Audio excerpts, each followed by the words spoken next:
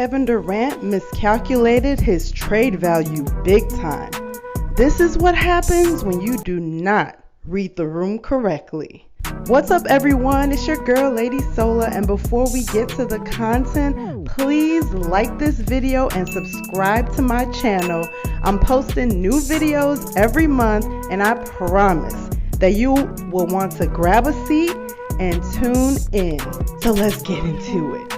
All right, Kevin Durant has decided to move forward with the Brooklyn Nets after requesting a trade on June 30th and the Nets turning down every trade offer that was made.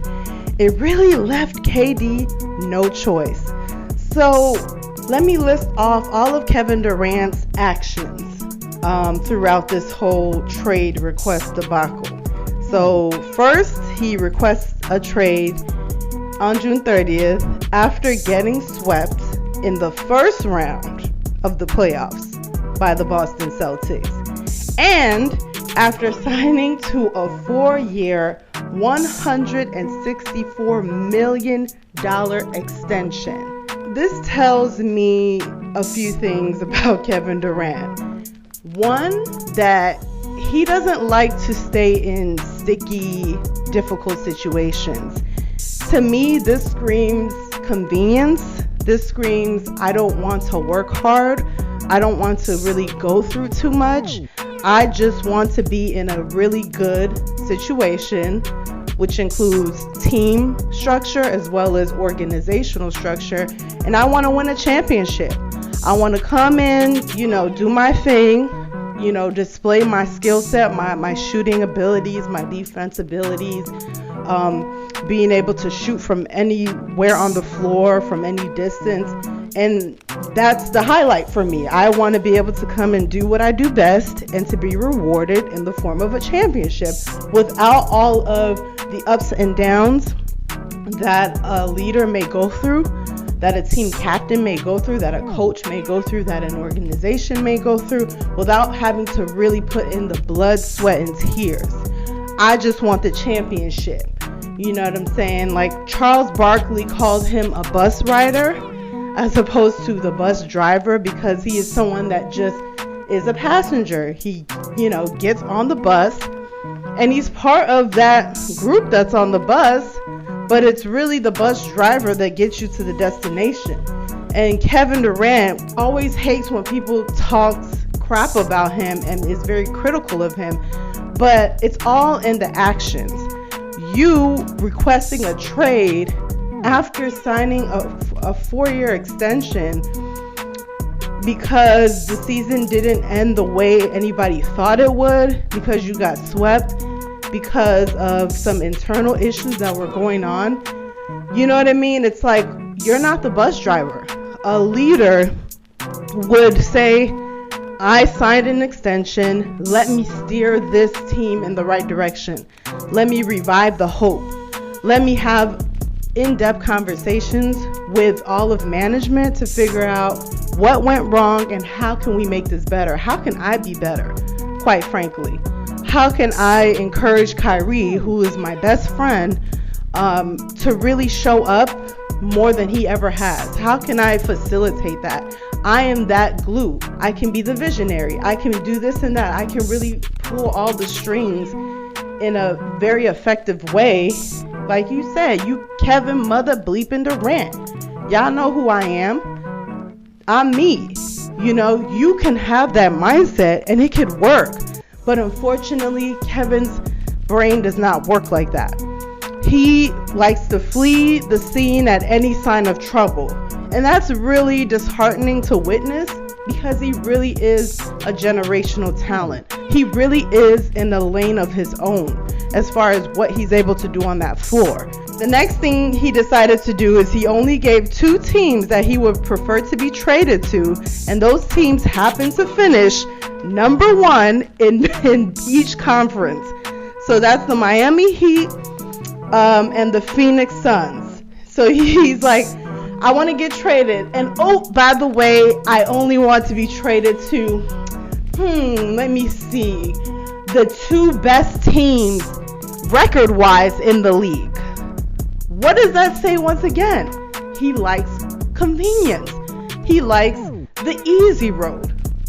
He does not want to take the road less traveled. He does want kind of like an easy ride. He will put in some work, don't get me wrong.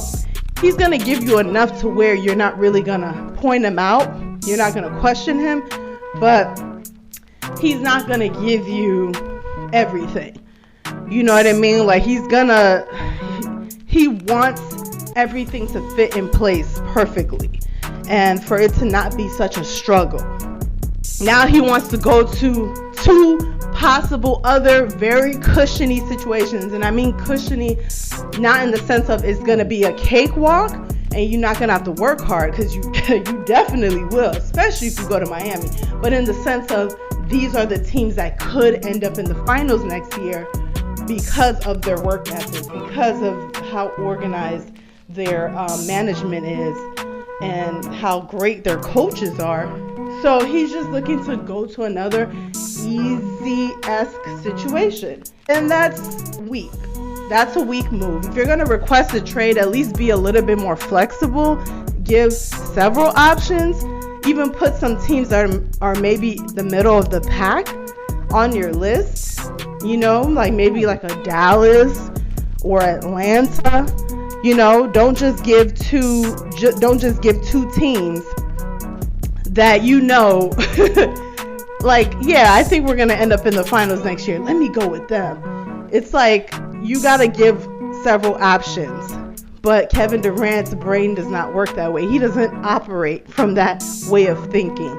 The next thing that he did was later in the summer, I believe in London, he met with the owner, Joe Tsai.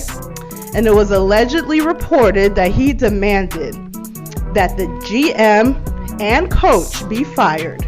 He basically attempted to back Joe Tsai into a corner by saying, it's me or them. I am shocked. I never thought Kevin Durant would be the type to act like a diva. I never thought he would be a Ben Simmons 2.0. The fact that he requested a trade was shocking to me. He just didn't strike me as that type of player, as that type of person. And so for him to now, you know, up the ante and going to the owner, billion-dollar entrepreneur, the owner of your entire franchise, you go to his face and you say, you need to get rid of this person and this person. And that's what will make me say, excuse me? This is delusion at its finest. Kevin Durant, do you not understand how business works? I thought you were getting into business. I thought that is becoming kind of like your side lane as far as creating, you know, your media entity with the boardroom and all these investments that you've done in Silicon Valley and getting into tech and all these things. What's wrong with you? You just signed a 4-year extension. How are you telling this man, yeah, you're going to need to fire him, fire him too? There's a lot of people at fault. You do realize it's not Sean Marks' fault, right? You do realize that you recommended Steve Nash for the job. Ain't nobody was looking for Steve Nash. There was no sweepstakes on Steve Nash being sought out by multiple teams, and because he was your whatever assistant coach on the Warriors, and you guys struck up a really good relationship, and you translated that to, ooh, I want to bring him along with me to my next stop because I really rocked with him when I was with Golden State. You have some audacity to demand to get people fired, to give ultimatums, when you are the one signed to a contract, meaning that they can sit and listen and nod at whatever you're saying, and they can sit and say, we're not doing none of that. And what are you going to do, Kevin? You're either going to pout and refuse not to play, meaning that you're not going to get your money, which would be absolutely insane, or you are going to return to the team like nothing happened. And you're going to try to smooth over the situation. You'll be at training camp. Why? Because your pay will start getting docked. That's what happened to Ben Simmons. I don't think the same situation will happen with you, where they're going to keep paying you even though you have started all this mess. You starting all these fires and you not trying to help put it out. I can't believe that. So Joe Tsai, right after this meeting, he tweeted and said, "Our front office and coaching staff have my support. We will make decisions in the best interest of the Brooklyn Nets." He miscalculated his trade value big time, that the Nets could get everything in exchange for him. He thought this is going to be a piece of cake. The whole league is going to be lining up offering all types of people from their organizations just to get me. I'm going to be out of here in like a week tops. Come to find out, so many teams made offers, but it wasn't the best one. There was many offers made, but the Nets were not pleased with it. And they're like, "Sorry, but we got you for 4 years, so you just let us know what you want to do. We already let you know where we stand, so we gonna see you in training camp or not." And it looks like he will be returning to training camp. Now, with Steve Nash still being the coach, I don't know about that. I don't think he's a good coach. So, yeah, that might be a problem in the playoffs. But, hey, we'll see. KD thought he had some leverage with the Nets, and he found out the embarrassing way that he never had any leverage. It was the Nets that always held the cards. He tried to experiment. He tried to, see what he can get out of the situation. He tried to, push some buttons and see, how much power do I have? How far can this talent of mine really take me? And he found out the door was slammed in his face. You're not getting in. Ooh, I guess I'm going back to the Nets. I think he's a really cool guy. I think he has a great personality. I think he's a good-hearted person. Like, he's really down to earth. He's really chill. He works hard. He loves basketball with all his heart. He was raised well. There's so many good things about him as a person, but him as a basketball player, as far as the off-the-court moves, they have always been disappointing to me. Ever since he left the Thunder to go to the Warriors, the clowning, the disrespect on his name, it's warranted. Unfortunately, he just made the wrong move. I know he wanted to win a championship real bad, but he could have found another team to go to and really steered the power to that other team and won a championship somewhere else. It was just the worst move you could have made, and the timing was bad because the Warriors were already dominant. It was just such a horrible move to go to the Warriors like that. It really made him look bad. And then to leave the Warriors the way that happened, it's almost like, ooh, you let Draymond run you up out of there. Because that's what it looks like. It looks like you and Draymond had a fight, and you were scared or intimidated, or you couldn't handle the heat, and you ran away. Like, that's what it looks like. It also looks like you were just super sensitive. You won 2 finals MVPs, and you still didn't feel good. And that's just a testament to the Warriors' loyalty to Steph. And that's his organization. I don't know why KD thought he was going to come in and become Steph. That was foolish for you to think, because I don't know what your expectations were. Your expectations were too delusional. Like, you were expecting to become the new Steph, and everybody was just going to shift their love from Steph to you. So he was disappointed by not getting the love he thought he would get, or it not feeling the way he thought it would feel. When really, this is accurate. This is the love you should get. You just thought it was going to be so much love, and it feels so magical and special, and I guess it didn't. Because why? It's Steph's team. You were never taking that place, no matter how good you were.